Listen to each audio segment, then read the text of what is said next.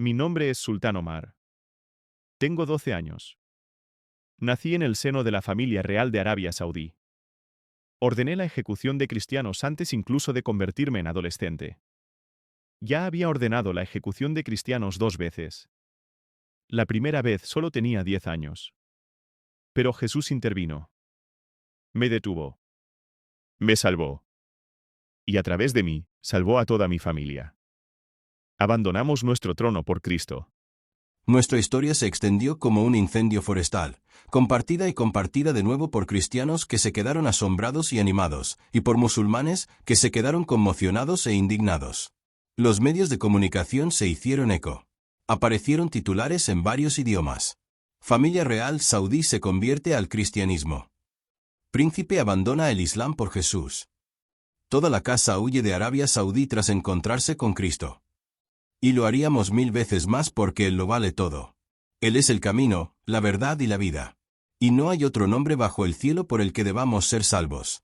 Recuerdo estar de pie en el gran patio de nuestro palacio en el distrito de Alhambra aquella mañana de octubre de 2022. La brisa del Mar Rojo traía el aroma a sal y jazmín a través de las columnas de mármol. El principal asesor de mi padre, el jeque Mansur, me entregó una carpeta que contenía fotografías e informes sobre 15 trabajadores filipinos e indonesios sorprendidos realizando un estudio bíblico secreto en uno de los cuartos de servicio cerca de la puerta este. Mi mano no tembló al abrirla. Mi corazón no dudó. Había sido entrenado para ese momento toda mi vida. Alteza, dijo el jeque Mansur, con voz suave pero firme, estos cristianos han profanado el hogar de vuestra familia. Han insultado a Alá al difundir su libro corrompido dentro de estos muros sagrados. La ley islámica es clara. Vuestro padre quiere ver si comprendéis vuestro deber. Miré los rostros de las fotografías, hombres y mujeres con sus uniformes de trabajo. Ojos cansados por los largos turnos sirviendo en nuestra casa. No sentí más que desprecio. Mis tutores me habían enseñado bien. Los cristianos eran engañadores, enemigos del Islam, personas que habían tergiversado la verdad sobre el profeta Isa y que lo adoraban como Dios en abierta desafío a la clara revelación de Alá en el Corán. Era un príncipe del reino que albergaba la Meca y Medina, los lugares más santos del Islam. Proteger la pureza de nuestra fe no era solo un deber, era un honor. Ejecútenlos, dije simplemente, cerrando la carpeta y devolviéndosela. En silencio, antes de la oración del alba de mañana. Sonrió con aprobación. Habéis hecho sentir orgulloso a vuestro padre, Sultán. Sois un verdadero siervo de Alá. Aquellos 15 trabajadores fueron llevados al desierto fuera de Yeda aquella noche, cerca de la antigua carretera de la Meca, y fusilados. Me lo contaron la tarde siguiente durante mi sesión de memorización del Corán. Mi imán, el jeque Ibrahim, un hombre severo de Medina con una larga barba gris y ojos como piedras negras, hizo una pausa entre suras para felicitarme. Habéis defendido el Islam, joven príncipe, dijo, colocando su mano en mi hombro. Nunca olvidéis que los cristianos son como serpientes. Parecen inofensivos, pero su veneno es un veneno espiritual. Hicisteis lo necesario. Asentí, sintiendo una oleada de orgullo en el pecho. Tenía 10 años y había demostrado ser digno de mi sangre real. Pero Jesús volvió a intervenir. Me detuvo. Y a través de mí, convirtió a toda mi familia. Mi padre, mi madre, mis 2 hermanas menores, mi tío, incluso el propio jeque Mansur.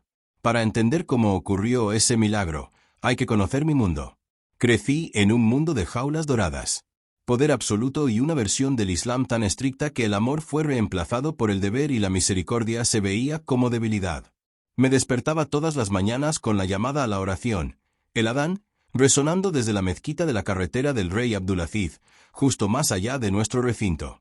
Mi madre, una mujer callada y devota llamada Amira, nos reunía a mí y a mis hermanas, Noor, de 9 años, e Hila, de 7, en nuestra sala privada de oración. Realizábamos la ablución, wudu, juntos, lavándonos las manos, la cara y los pies en la purificación ritual antes de arrodillarnos sobre suaves alfombras de oración orientadas hacia la Meca. El Islam no era solo nuestra religión. Era el ritmo de nuestra existencia, entretejido en cada respiración, cada momento, cada decisión. Mi padre, el príncipe Faisal, era un hombre de pocas palabras, pero de inmensa presencia. Alto, de hombros anchos, con una barba bien recortada y ojos penetrantes.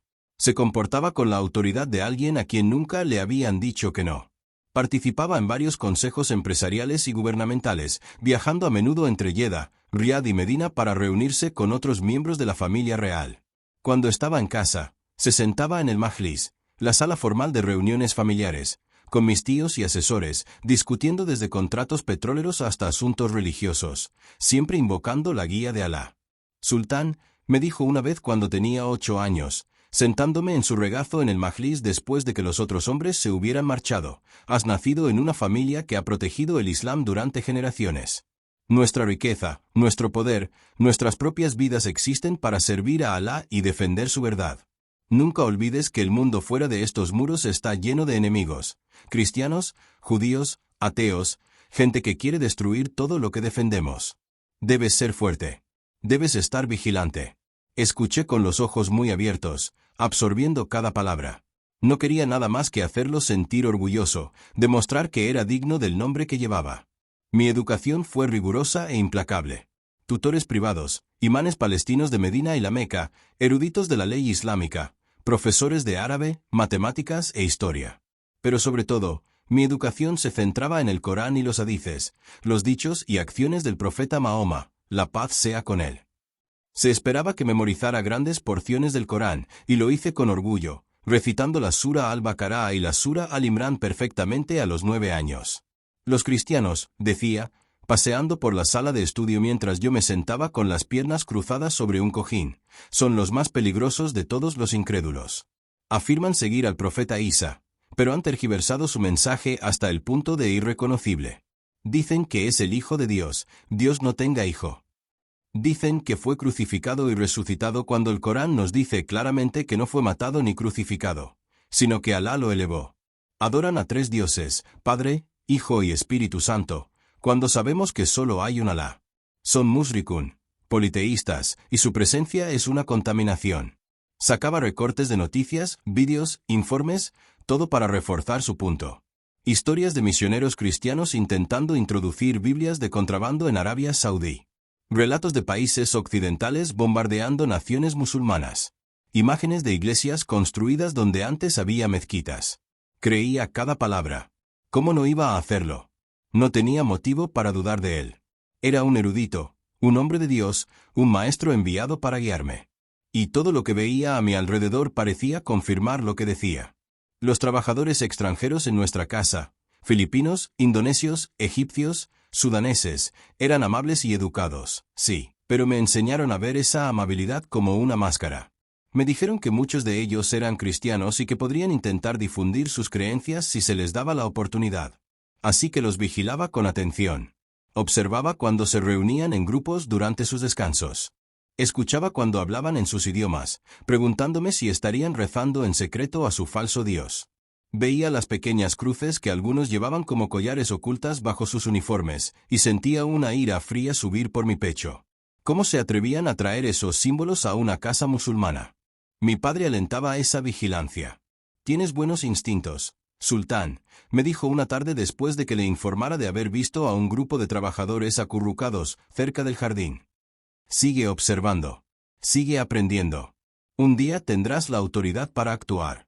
Tenía 10 años cuando mi padre decidió que era hora de ponerme a prueba.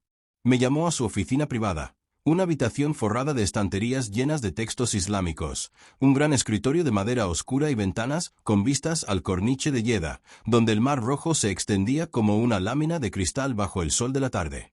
«Siéntate», dijo, señalando la silla frente a su escritorio. Obedecí, con el corazón latiendo de anticipación. Deslizó una carpeta hacia mí. «Ábrela».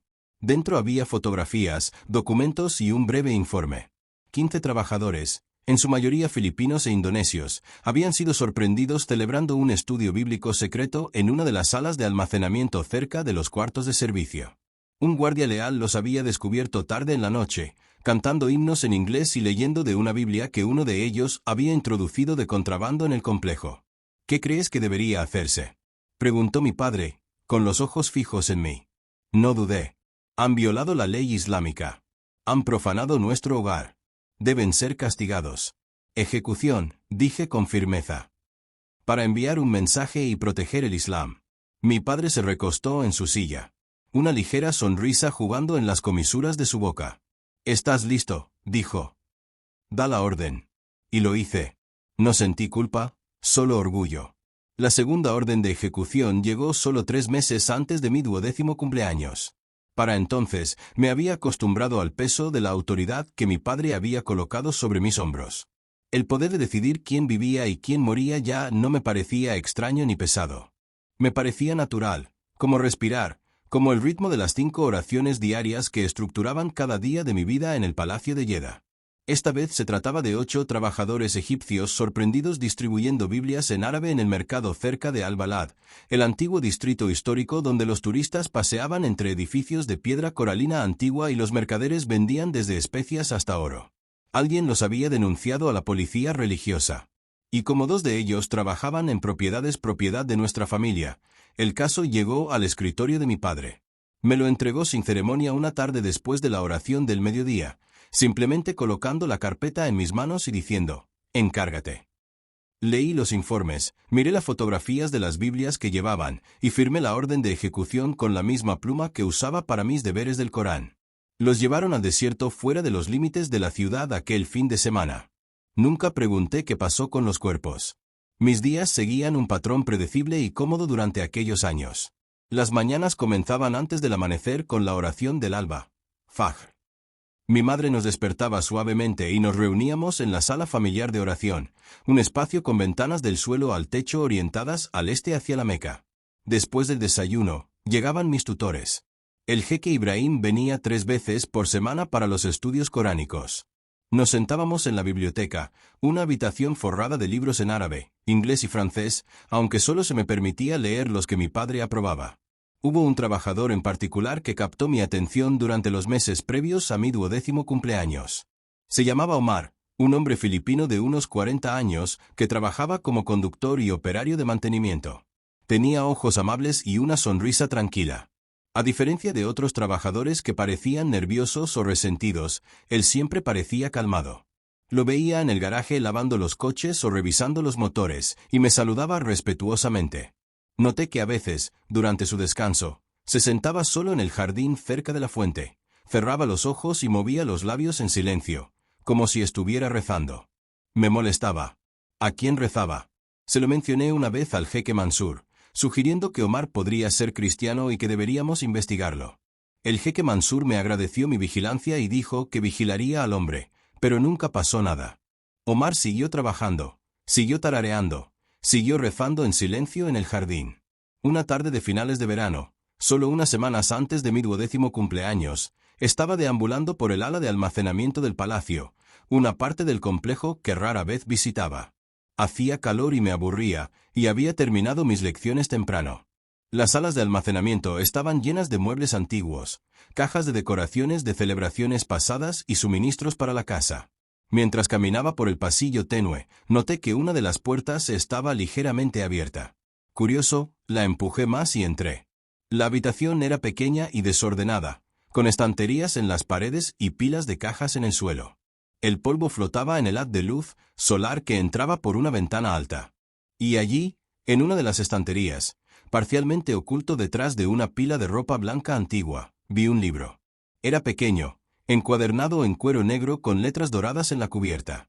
Lo saqué y le quité el polvo. El título estaba en inglés, un idioma que podía leer bastante bien gracias a mis tutores, Holy Bible, Santa Biblia. Mi corazón empezó a latir con fuerza. Esto estaba prohibido. Era peligroso. Debería haberlo llevado inmediatamente a mi padre o al jeque Ibrahim. Debería haber denunciado a quienquiera que lo hubiera escondido allí. Pero en cambio, sentí una extraña atracción, una curiosidad que no podía explicar. Miré alrededor para asegurarme de que nadie me viera. Luego metí la Biblia bajo mi camisa y caminé rápidamente de vuelta a mi habitación. Aquella noche, después de que mi familia se hubiera acostado y el palacio estuviera en silencio, salvo por el lejano sonido del mar, cerré con llave la puerta de mi dormitorio, encendí la pequeña lámpara junto a mi cama y abrí la Biblia por primera vez. Mis manos temblaban.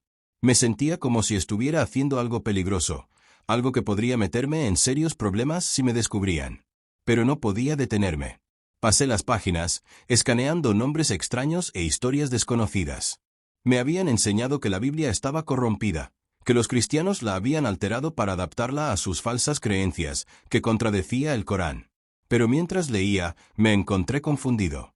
El lenguaje era hermoso, las historias eran cautivadoras y algunas enseñanzas parecían hacer eco de cosas que había oído antes. Ideas sobre justicia, misericordia y fe. No entendía todo lo que leía, pero seguía pasando páginas, atraído por algo que no podía nombrar. Leí sobre un hombre llamado Jesús que sanaba a los enfermos, que alimentaba a los hambrientos, que hablaba con autoridad y amor. Leí sus palabras en el libro de Mateo, palabras que hicieron que mi pecho se apretara. Bienaventurados los misericordiosos, porque ellos alcanzarán misericordia. Bienaventurados los pacificadores, porque ellos serán llamados hijos de Dios. Me detuve y leí esa línea de nuevo. Hijos de Dios. En el Islam nos enseñaban que éramos esclavos de Alá, siervos, personas que existían para obedecer y someterse. Pero aquí había una enseñanza que decía que podíamos ser llamados hijos. Se sentía a la vez equivocado y extrañamente reconfortante al mismo tiempo. Leí hasta que mis ojos ardieron de cansancio. Luego escondí la Biblia bajo mi colchón y me acosté, con la mente acelerada. No podía contarle a nadie sobre esto. Si mi padre se enteraba, sería castigado. Si el jeque Ibrahim se enteraba, estaría furioso. Pero también sabía que no podía parar. Algo se había despertado dentro de mí.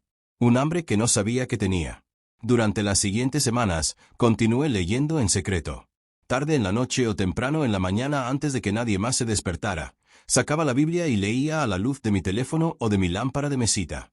Leí sobre Jesús convirtiendo agua en vino, calmando tormentas, perdonando a personas que habían hecho cosas terribles. Leí la historia del hijo pródigo, un joven que abandonó a su padre, malgastó su herencia y luego regresó a casa esperando solo castigo. En cambio, su padre corrió hacia él, lo abrazó y organizó una fiesta para celebrar su regreso. Leí esa historia 3 veces, y cada vez sentí lágrimas asomando a mis ojos.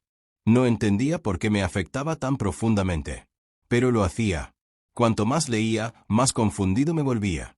Todo lo que me habían enseñado sobre el cristianismo decía que era una religión de mentiras, de corrupción, de circo.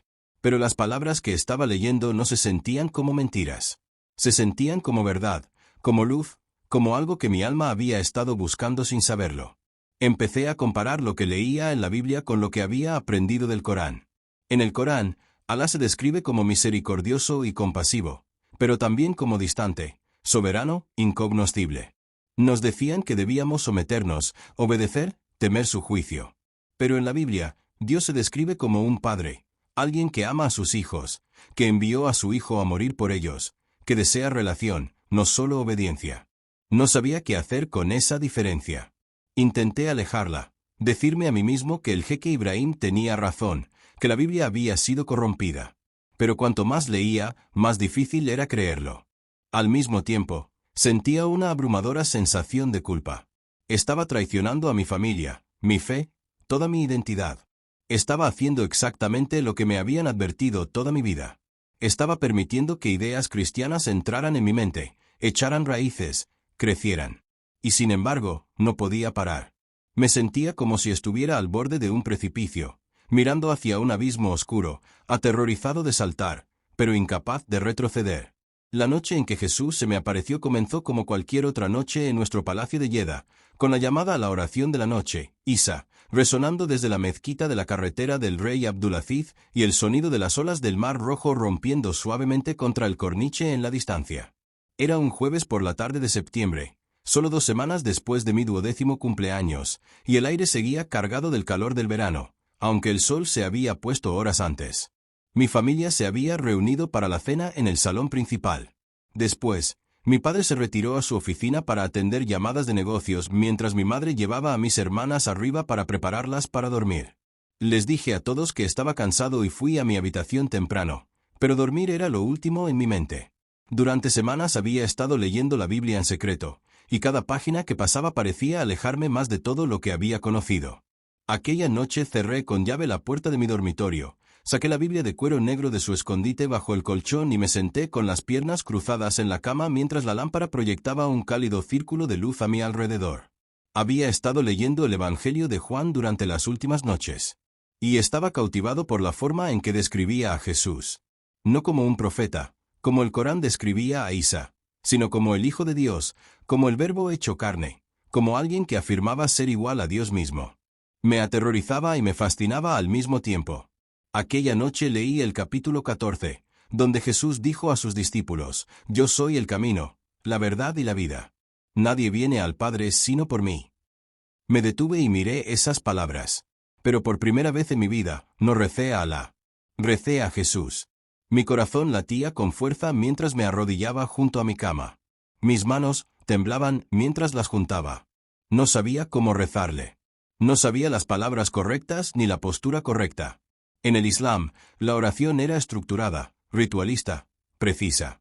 Realizabas la ablución. Te orientabas hacia la Meca. Recitabas versos específicos en árabe. Te inclinabas y te postrabas en un orden particular. Pero esto era diferente. Era crudo, incierto y aterrador. Cerré los ojos y susurré en el silencio de mi habitación, mi voz apenas audible incluso para mí mismo. Jesús, si eres real, si eres verdaderamente el Hijo de Dios, por favor muéstrate. No sé qué es verdad ya. No sé en quién creer. Toda mi vida me han enseñado que eres solo un profeta, que los cristianos han corrompido tu mensaje, que seguirte es shirk, el mayor pecado en el Islam. Pero cuando leo tus palabras, siento algo que nunca había sentido antes. Siento paz. Siento amor. Siento que me estás llamando. Así que, por favor, si eres real, muéstrate. Ayúdame a conocer la verdad. Las palabras brotaron de mí como agua de una presa rota. Y cuando terminé, me quedé allí de rodillas, esperando, escuchando, esperando que algo, cualquier cosa, ocurriera. Pero la habitación permaneció en silencio. El aire permaneció quieto. Me sentí tonto, avergonzado, como si me hubiera expuesto a nada y a nadie. Después de unos minutos, me levanté, me metí en la cama y apagué la lámpara. Me quedé allí en la oscuridad, mirando al techo, sintiéndome vacío y confundido. Eventualmente, el cansancio me venció y me quedé dormido. Lo que ocurrió después cambió mi vida para siempre. No sé si fue un sueño, una visión o algo más allá de esas palabras, pero se sintió más real que cualquier cosa que hubiera experimentado jamás. Me encontré de pie en un lugar que nunca había visto antes. Un vasto espacio abierto lleno de luz. No la luz dura y cegadora del sol, sino una suave luz dorada que parecía venir de todas partes y de ninguna al mismo tiempo. El suelo bajo mis pies era liso y blanco como mármol pulido, y el aire era cálido y quieto. Miré alrededor intentando entender dónde estaba, pero no había edificios, ni puntos de referencia, ni horizonte, solo luz y espacio extendiéndose en todas direcciones. Y entonces lo vi. Venía caminando hacia mí desde la distancia, su figura haciéndose más clara con cada paso. Vestía una túnica blanca que parecía brillar con luz propia, y su presencia llenaba todo el espacio con un peso que podía sentir en mi pecho. Quería correr, pero mis pies no se movían. Quería apartar la mirada, pero mis ojos estaban fijos en él. Cuando se acercó más, vi su rostro, y supe inmediatamente quién era. Era Jesús. No el Jesús de pinturas, estatuas o iconos, sino una persona viva y real cuyos ojos contenían más amor y más autoridad que cualquier ser humano que hubiera visto jamás. Se detuvo a unos pocos pies delante de mí, y durante un largo momento, simplemente me miró. Su mirada era gentil pero penetrante, como si pudiera ver cada pensamiento, cada miedo, cada pecado que hubiera cometido jamás. Me sentí completamente expuesto, y sin embargo no me sentí condenado. Me sentí conocido. Me sentí visto. Y entonces habló. Su voz era diferente a todo lo que había oído. No era alta, pero llenaba el espacio a mi alrededor, resonando en mi pecho, en mis huesos, en mi alma. Dijo: Sultán. Oír mi nombre de sus labios rompió algo dentro de mí. Las lágrimas empezaron a correr por mi rostro antes de darme cuenta de que estaba llorando. Se acercó más y caí de rodillas, incapaz de mantenerme en pie en su presencia. Sultán, dijo de nuevo.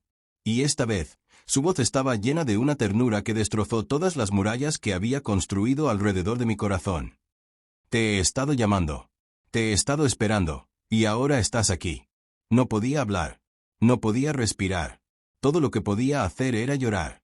Se arrodilló frente a mí, tan cerca que podía ver las cicatrices en sus manos. Las marcas donde clavos habían atravesado su carne. Miré esas cicatrices y el peso de lo que había hecho, de quién había sido, me cayó encima como una ola gigante. Había ordenado la muerte de sus seguidores. Había firmado órdenes de ejecución con las mismas manos que ahora levantaba en oración desesperada. Había odiado a los cristianos, los había despreciado, los había visto como enemigos dignos de muerte. Y sin embargo, allí estaba él, arrodillado frente a mí, mirándome solo con amor. Lo siento, logré decir, con la voz quebrada. Lo siento mucho. No sabía. No entendía. Maté a tu gente. Te odié. Pensé que estabas sirviendo a Dios. Pero estaba tan equivocado. Por favor, perdóname. Por favor. Extendió la mano y colocó su mano en mi hombro.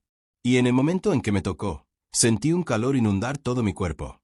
Era como fuego, pero no quemaba. Era como agua, pero no ahogaba.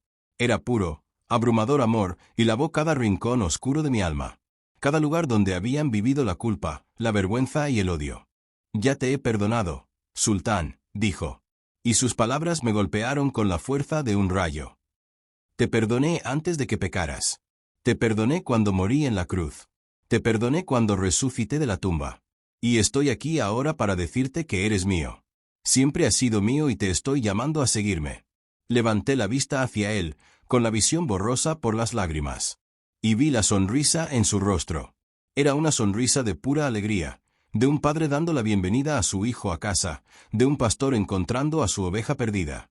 Y en ese momento, toda pregunta que hubiera tenido, toda duda, todo miedo, todo argumento se derritió.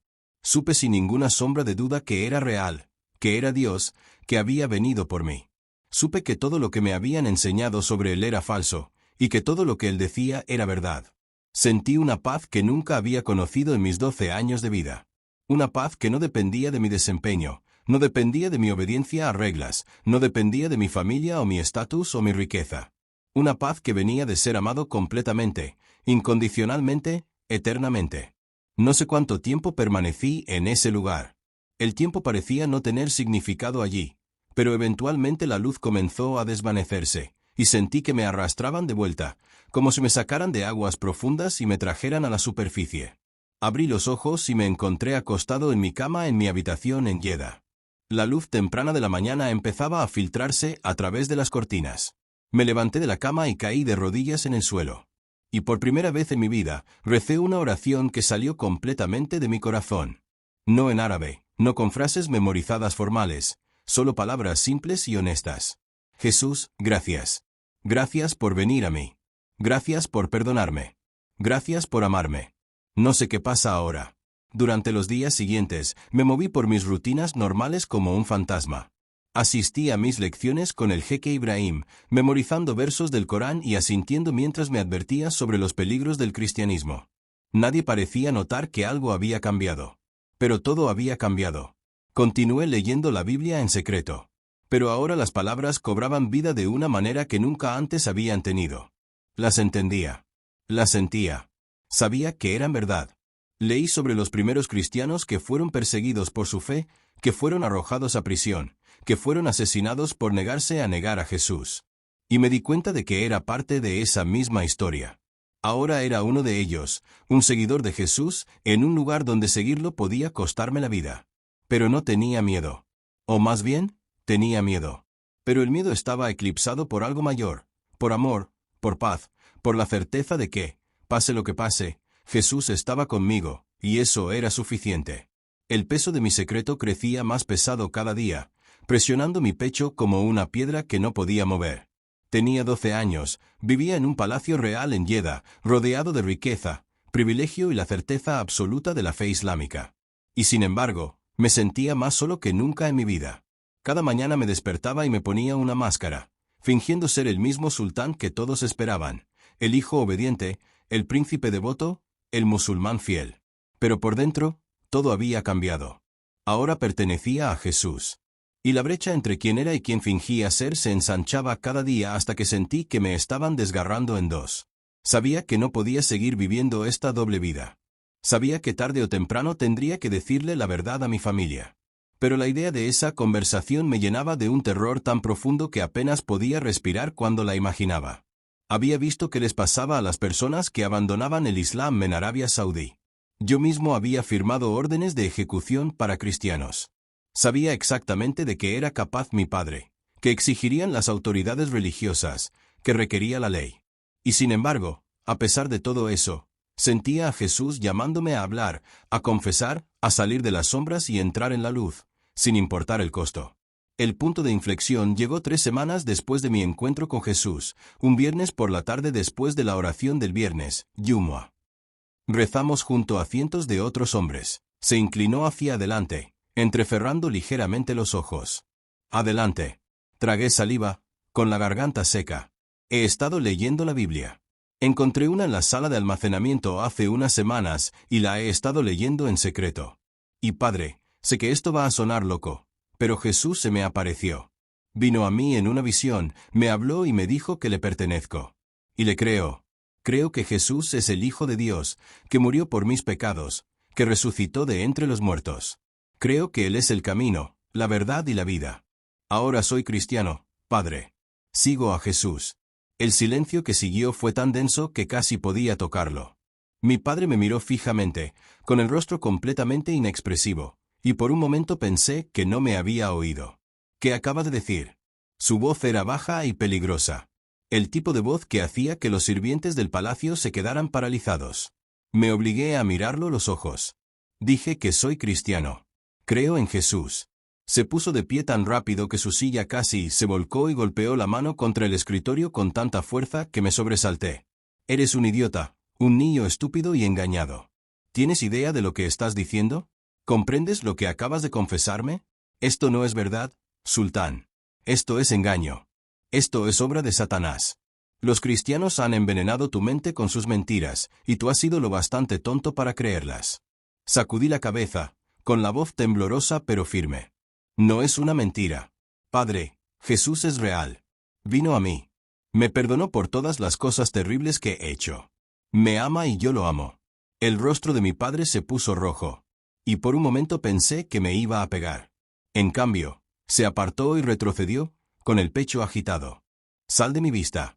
Ve a tu habitación. Necesito pensar qué hacer contigo.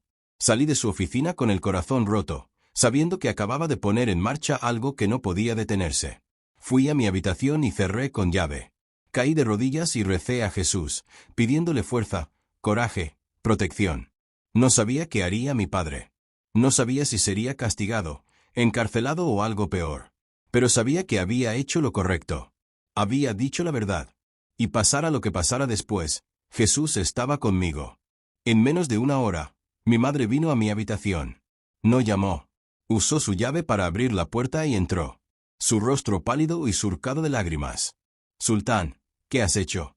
Susurró, con la voz quebrada. Vas a destruir esta familia. ¿Entiendes que vas a traer vergüenza sobre todos nosotros? Tu padre está hablando de enviarte lejos, de hacer que te examinen eruditos, de... Se detuvo, incapaz de terminar la frase. Sabía lo que no podía decir. A la mañana siguiente, mi padre convocó a toda la familia al salón principal. Me señaló. Diles lo que me dijiste anoche. Me puse en el centro de la habitación, sintiendo todos sus ojos sobre mí, y hablé lo más clara y calmadamente que pude. Me he convertido en seguidor de Jesucristo. Creo que es el Hijo de Dios, que murió por mis pecados y que resucitó de entre los muertos. Creo que es el único camino hacia Dios. Soy cristiano. La habitación estalló. Mi tío Khaled gritó que me habían lavado el cerebro. El jeque Mansur exigió que me llevaran a eruditos en Medina para que me expulsaran los demonios. Mi madre lloró. Mis hermanas me miraron conmocionadas. Pero en medio de todo el caos, algo inesperado ocurrió. Mi hermana menor, Hila, que solo tenía 7 años, se levantó y caminó hacia mí. Tomó mi mano y me miró con sus grandes ojos serios. Sultán, ¿de verdad vino Jesús a ti? Preguntó suavemente. Me arrodillé para estar a su altura. Sí, Hila. Vino. Pensó un momento y luego asintió. Entonces te creo. Sus palabras silenciaron la habitación. Mi padre la miró incrédulo. Hila, ven aquí ahora. Pero ella no se movió. Se quedó a mi lado, sosteniendo mi mano. Y en ese momento, vi algo cambiar en el ambiente. Una grieta en la muralla de certeza que había rodeado a mi familia durante generaciones. Mi padre ordenó que me confinara en mi habitación. Dijo que necesitaba tiempo para decidir qué hacer, para consultar con líderes religiosos, para averiguar cómo manejar esta crisis sin que se hiciera pública. No se me permitía salir de mis aposentos. Mis comidas me las traían sirvientes que no me miraban a los ojos. Estaba aislado, solo. Pero no estaba verdaderamente solo. Jesús estaba conmigo. Pasaba horas cada día orando, leyendo la Biblia, adorándolo en susurros para que nadie oyera. Y oraba por mi familia. Oraba para que Dios abriera sus ojos como había abierto los míos.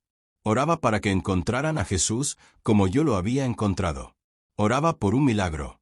Y Dios, en su infinita misericordia, respondió esa oración de una manera que nunca podría haber imaginado. 3 días después de mi confesión, mi hermana Noor vino a mi habitación tarde en la noche. Se coló dentro y cerró la puerta con llave detrás de ella. Su rostro pálido bajo la luz de la luna que entraba por la ventana. «Sultán, necesito decirte algo», susurró con urgencia. «Anoche tuve un sueño. Vi a un hombre vestido de blanco y me dijo que su nombre era Jesús. Me dijo que me amaba y que me estaba llamando a seguirlo. Me desperté y no podía dejar de llorar. No entiendo qué está pasando, pero creo que es real. Creo que estabas diciendo la verdad». La abracé, con lágrimas corriendo por mi rostro. «¿Es real, Noor? Es tan real y te ama tanto». Se apartó y me miró con ojos muy abiertos. «¿Qué hago?» Tomé sus manos. «Dile que crees. Entrégale tu vida. Confía en él con todo». Y allí mismo, en mi habitación cerrada con llave en mitad de la noche, mi hermana de 9 años oró y entregó su vida a Jesucristo. Fue la primera conversión, pero no sería la última. No dormí aquella noche después de que Noor se fuera. Me quedé tumbado en la cama mirando al techo, con el corazón acelerado por una mezcla de alegría y miedo que apenas podía contener. Mi hermana había encontrado a Jesús. El mismo Jesús que se me había aparecido, que me había perdonado, que me había llamado suyo, ahora la había alcanzado a ella. Era un milagro por el que había orado pero que no esperaba realmente ver. A la tarde siguiente, mi madre vino a mi habitación. Entró sin llamar, cerrando la puerta suavemente detrás de ella. Sus ojos estaban hinchados de tanto llorar, y parecía no haber dormido en días. Se quedó allí un largo momento, solo mirándome, y podía ver la guerra que ocurría dentro de ella, la lucha entre la fe que había conocido toda su vida y algo nuevo que tiraba de su corazón. «Sultán», dijo finalmente, con voz apenas un susurro. «Necesito que me lo cuentes otra vez.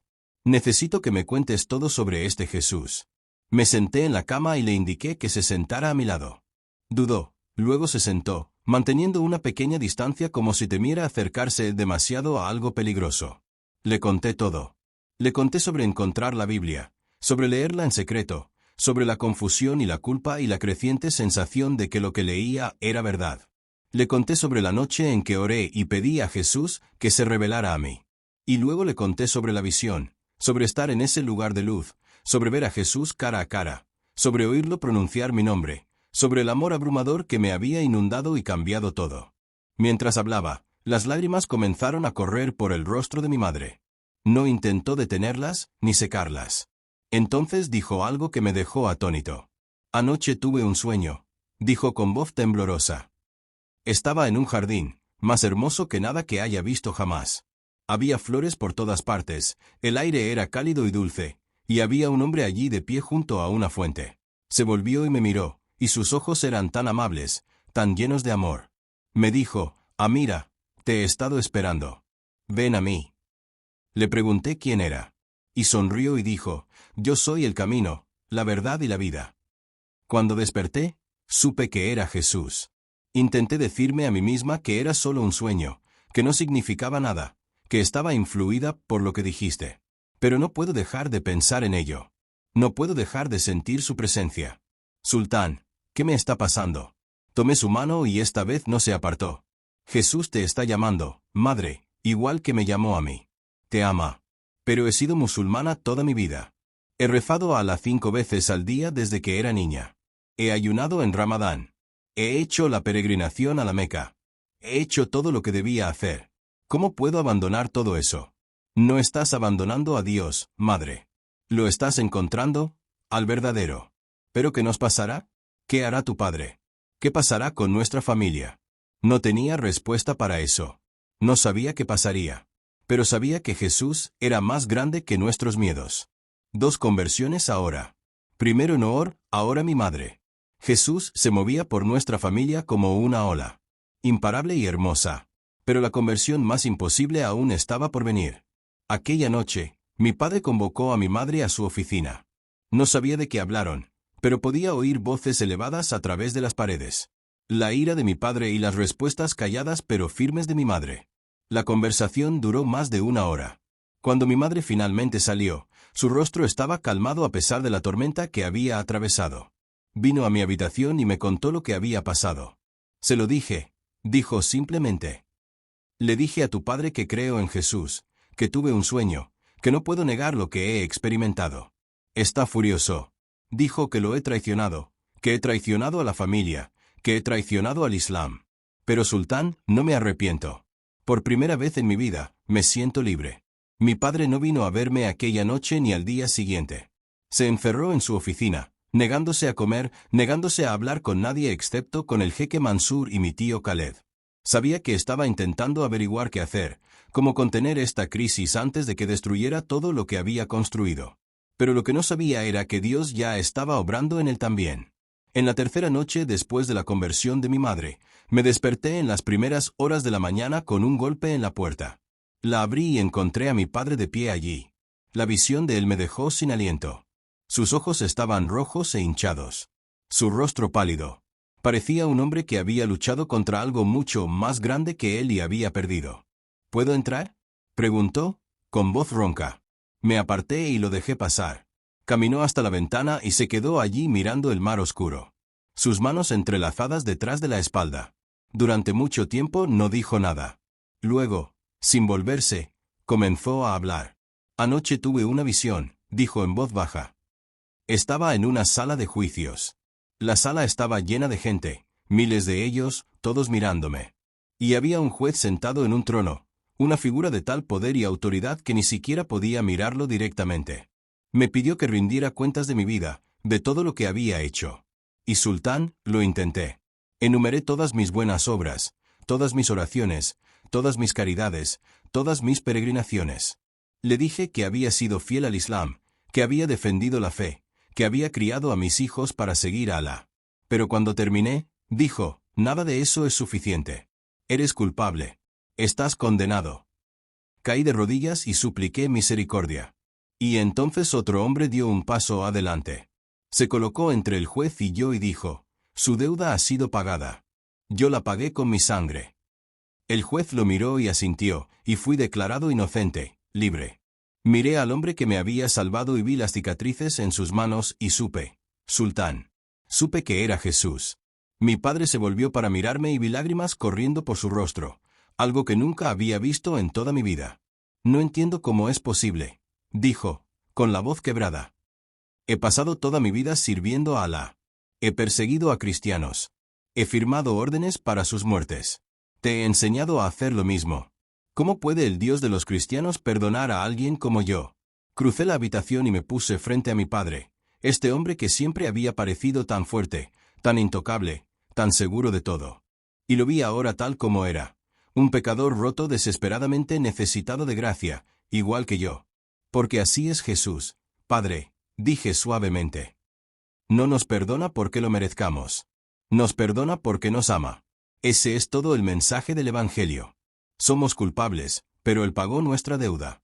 Estamos condenados, pero Él tomó nuestro castigo. Todo lo que tenemos que hacer es creer en Él, confiar en Él, rendirnos a Él.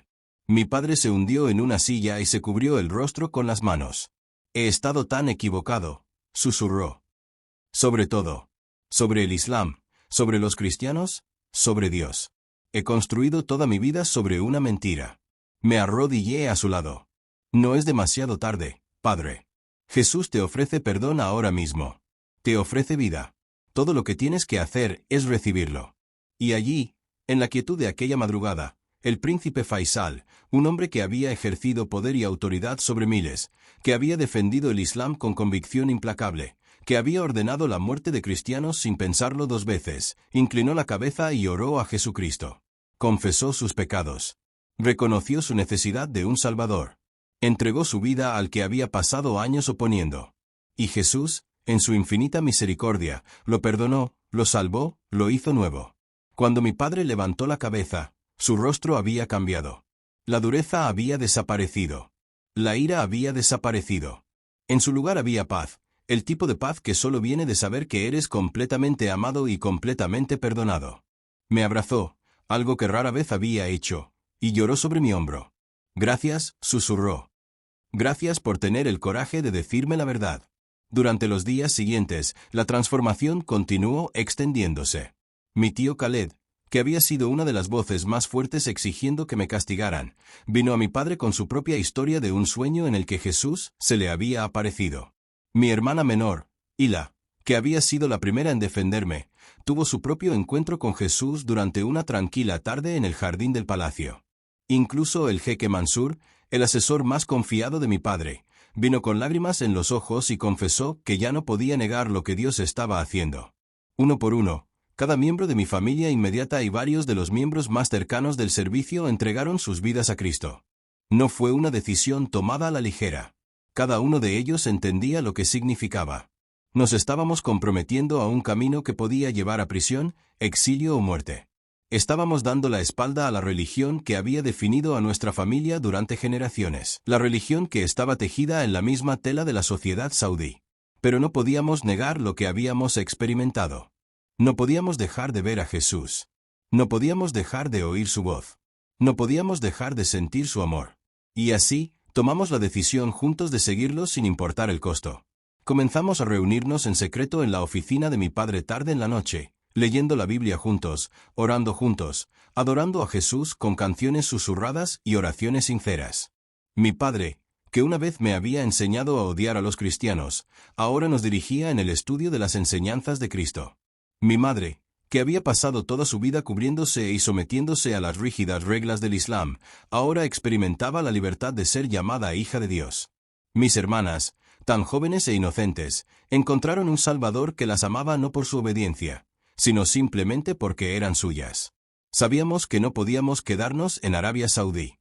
Solo era cuestión de tiempo que alguien fuera de nuestro círculo íntimo descubriera lo que había pasado. Y cuando lo hicieran, las consecuencias serían rápidas y brutales. Mi padre comenzó a hacer arreglos discretos, contactando a personas de confianza fuera del reino, buscando consejos sobre cómo podíamos salir con seguridad. Era un proceso aterrador y complicado. No éramos una familia cualquiera. Éramos realeza. Nuestros movimientos eran vigilados. Nuestras decisiones eran escrutadas. Salir del país sin levantar sospechas requeriría una planificación cuidadosa y una intervención divina. Pero confiábamos en que el mismo Jesús, que nos había salvado, también abriría un camino para que escapáramos. Mientras nos preparábamos para irnos, también empezamos a pensar en lo que nuestra historia podría significar para otros. Mi padre, siempre el pensador estratégico, sugirió que documentáramos lo que nos había pasado, que compartiéramos nuestro testimonio con el mundo. Hay personas en Arabia Saudí y en todo el mundo musulmán que están buscando la verdad como nosotros, dijo durante una de nuestras reuniones secretas. Si nos quedamos callados, si huimos y nos escondemos y nunca hablamos de lo que Jesús ha hecho por nosotros, estamos desperdiciando el don que nos ha dado. Pero si contamos nuestra historia, si dejamos que la gente sepa que Jesús es real, que está llamando a los musulmanes hacia sí mismo, que puede salvar incluso a personas como nosotros, entonces tal vez otros tengan el coraje de buscarlo también. Era una idea radical, una idea peligrosa. Hacer pública nuestra conversión nos convertiría en objetivos. Aseguraría que nunca pudiéramos regresar a Arabia Saudí. Traería vergüenza e ira sobre el resto de nuestra familia extendida. Pero también traería gloria a Jesús. Y al final, eso era lo único que importaba. Tomamos la decisión juntos. Saldríamos de Arabia Saudí. Y una vez que estuviéramos a salvo, le contaríamos al mundo lo que Jesús había hecho. El plan para salir de Arabia Saudí se concretó más rápido de lo que ninguno esperaba. Como si el propio Jesús estuviera orquestando cada detalle, abriendo puertas que deberían haber permanecido cerradas y allanando caminos que deberían haber sido imposibles. Mi padre trabajó discretamente con contactos que había cultivado durante años de negocios fuera del reino, personas que le debían favores, personas que podían guardar secretos. Organizó vuelos privados, aseguró alojamiento temporal en un país que nos concedería asilo y transfirió suficiente dinero para asegurarse de que no nos quedáramos en la miseria al abandonar todo lo demás. Fue extraño ver a mi padre operar en este nuevo modo, usando las mismas habilidades y conexiones que una vez empleó para proteger el Islam, ahora redirigidas para proteger a su familia mientras huíamos de él. Fijamos la fecha de nuestra partida exactamente 2 semanas después de la conversión de mi padre. A la mañana siguiente, nos reunimos en el salón principal justo después de la oración del alba, aunque ninguno de nosotros la había rezado realmente. Pasamos por los movimientos de nuestra rutina normal para que los sirvientes no sospecharan nada. Mi madre llevaba su abaya y pañuelo. Mi padre vestía su habitual tobe blanco. Mis hermanas y yo nos pusimos la ropa que siempre usábamos para viajar. Solo llevamos lo que podíamos cargar en pequeñas bolsas sin levantar sospechas, unos pocos cambios de ropa, documentos importantes, lo más precioso de todo, la Biblia que había encontrado en la sala de almacenamiento, ahora gastada y marcada con notas y lágrimas. Todo lo demás, las joyas, el dinero, las posesiones acumuladas durante generaciones, lo dejamos atrás. Mi padre ya había movido los activos financieros que necesitaríamos, pero la riqueza física de nuestra familia permaneció en el palacio. Oro, arte, muebles, coches, nada de eso importaba ya. El viaje al aeropuerto fue tenso y silencioso. Aterrizamos en Dubái 2 horas después, pero no nos quedamos. Transferimos inmediatamente a otro vuelo. Este rumbo a un país europeo que había aceptado concedernos asilo, un lugar que mi padre había elegido por su fuerte comunidad cristiana y sus leyes que protegían la libertad religiosa. El viaje duró otras 7 horas y, para cuando finalmente aterrizamos, estábamos exhaustos, emocional y físicamente agotados. Pero estábamos a salvo. Mi padre pasó horas al teléfono durante aquellos primeros días, coordinando las transferencias finales de activos, cerrando cuentas, cortando lazos. También comenzó a contactar con líderes y organizaciones cristianas, contándoles nuestra historia, pidiendo orientación sobre qué debíamos hacer a continuación. Fue durante una de esas conversaciones cuando la idea de hacer pública nuestra historia realmente tomó forma. Un líder de una gran organización mediática cristiana internacional sugirió que grabáramos un vídeo compartiendo nuestra historia, explicando quiénes éramos, qué nos había pasado y por qué habíamos dejado todo para seguir a Jesús. Vuestra historia es poderosa, le dijo el hombre a mi padre en una videollamada. Es exactamente el tipo de testimonio que puede sacudir al mundo musulmán. La gente necesita saber que Jesús sigue llamando a los musulmanes hacia sí mismo, que sigue realizando milagros, que nadie está fuera de su alcance. Si estáis dispuestos a compartir esto, podemos ayudaros a llegar a millones de personas. Mi padre trajo la idea a la familia aquella noche. Nos sentamos juntos en el pequeño salón de nuestro apartamento, tan diferente de los grandes salones de nuestro palacio, y hablamos de lo que significaría hacerlo público. Sabíamos que traería peligro. Había personas en Arabia Saudí que nos querrían muertos por lo que habíamos hecho, por la vergüenza que habíamos traído a nuestro nombre familiar, por la traición al Islam. Hacerlo público nos convertiría en objetivos, aseguraría que nunca pudiéramos regresar, pondría una marca permanente sobre nosotros. Pero también sabíamos que era lo correcto. Jesús no nos había salvado solo para que nos escondiéramos. Nos había salvado para que pudiéramos dar testimonio de su bondad, para que pudiéramos ser prueba viviente de que es real y de que ama a los musulmanes, tanto como ama a cualquier otro. Acordamos hacerlo. La organización mediática envió un equipo a nuestro apartamento con cámaras y equipo de grabación.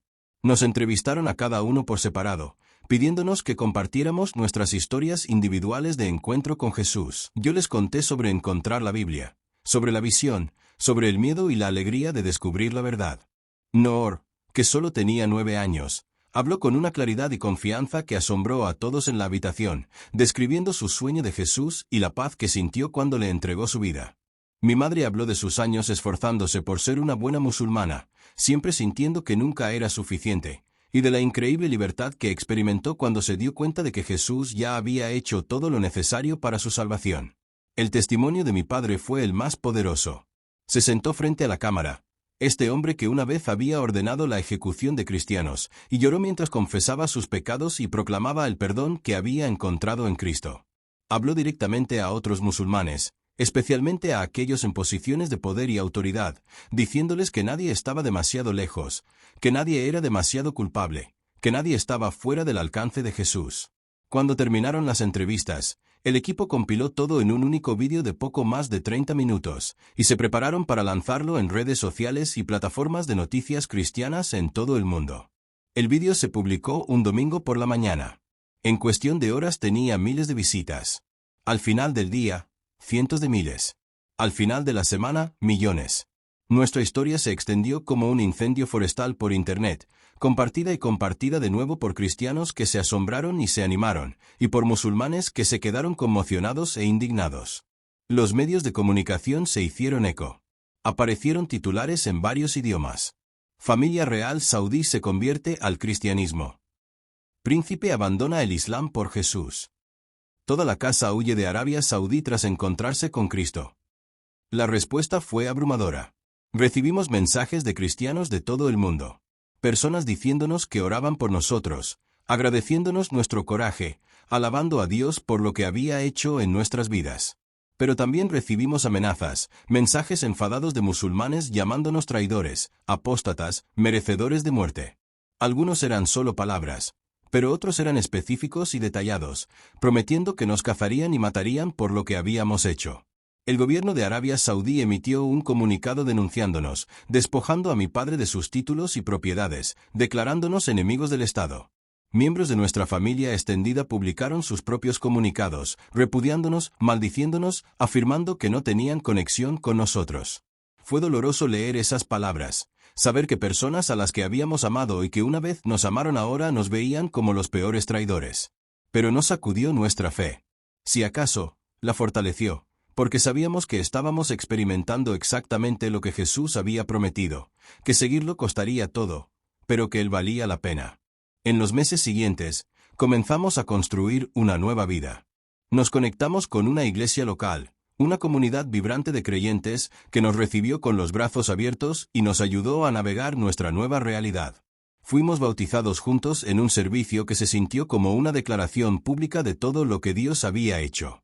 Bajando al agua como antiguos musulmanes y saliendo como nuevas criaturas en Cristo. Mi padre, que una vez había sido un príncipe, ahora servía humildemente en la iglesia, ayudando con la preparación y la limpieza, asistiendo a estudios bíblicos, aprendiendo a adorar con manos alzadas y voz elevada. Mi madre, que había pasado su vida en sumisión y miedo, ahora reía libremente y hablaba con audacia sobre el amor de Jesús. Mis hermanas crecieron en su fe, asistiendo a una escuela cristiana, haciendo amigos, experimentando la alegría de ser niños amados incondicionalmente por su Padre Celestial.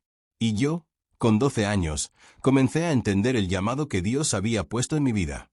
Empecé a hablar en iglesias y eventos cristianos, compartiendo mi testimonio, animando a otros jóvenes a tomarse su fe en serio, a ser valientes, a confiar en que Jesús siempre vale el costo. Nuestra historia continuó extendiéndose, llegando a los rincones más oscuros del mundo musulmán, lugares donde el Evangelio apenas había penetrado. Y comenzamos a oír informes de otros musulmanes que habían encontrado a Jesús después de oír nuestro testimonio. Creyentes secretos en Arabia Saudí que habían tenido miedo de hablar ahora encontraban coraje. Buscadores en otros países islámicos que tenían preguntas sobre el cristianismo ahora tenían una historia que resonaba con ellos. Familias enteras en algunos casos comenzaron a explorar las afirmaciones de Cristo porque vieron lo que Él había hecho por nosotros. También comenzamos a trabajar con organizaciones que ayudaban a otros creyentes perseguidos a escapar de situaciones peligrosas, usando nuestra experiencia y recursos para proporcionar un camino hacia la libertad a quienes lo necesitaban. Mi padre, con su astucia empresarial y contactos, se convirtió en defensor y recaudador de fondos. Mi madre inició un ministerio para mujeres que habían dejado el Islam, ofreciéndoles apoyo y aliento. Incluso mis hermanas, tan jóvenes como eran, participaron grabando vídeos y escribiendo cartas para animar a niños en naciones restringidas. Habíamos perdido nuestro palacio, nuestra riqueza, nuestro estatus, nuestro país. Pero habíamos ganado algo mucho mayor. Habíamos ganado a Jesús. Habíamos ganado la vida eterna. Habíamos ganado un propósito que trascendía cualquier cosa que hubiéramos conocido antes. Mirando atrás ahora, puedo ver la mano de Dios en cada paso del camino. Usó una Biblia prohibida escondida en una sala de almacenamiento para plantar una semilla. Usó mi oración desesperada para revelarse. Usó mi confesión para iniciar una onda que transformó a toda mi familia. Usó nuestra obediencia para crear un testimonio que alcanzaría a millones. Nada fue accidental. Nada fue suerte. Todo fue Jesús, de principio a fin, haciendo lo que solo Él puede hacer, llamando a las personas de la oscuridad a su luz maravillosa. Aún enfrentamos desafíos. Aún recibimos amenazas. Aún lloramos la pérdida de familiares que nos han rechazado. Aún navegamos las dificultades de vivir en un país extranjero, aprendiendo un nuevo idioma, adaptándonos a una nueva cultura. Pero nada de eso se compara con la alegría de conocer a Jesús, de ser conocido por Él, de caminar en la libertad y la paz que solo Él puede dar. Esta es nuestra historia. Este es nuestro testimonio. Y nuestra oración es que te inspire donde quiera que estés, sea lo que sea que hayas hecho, a buscar a Jesús por ti mismo. Porque Él también te está llamando, igual que me llamó a mí, igual que llamó a mi familia. Y nunca dejará de llamar hasta que la última de sus ovejas haya venido.